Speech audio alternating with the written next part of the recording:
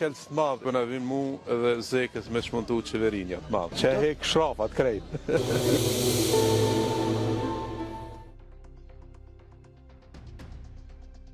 Kandidati për deputeti PDK Enver Hoxha ka zhvilluar një vizitë në tregun e Raushqiqit në Pej, së bashku me ish deputetin Xhavit Aliti. Gjatë vizitës ata janë dalur tek disa prej shitësve dhe janë përshëndetur me qytetarët që ndodheshin aty.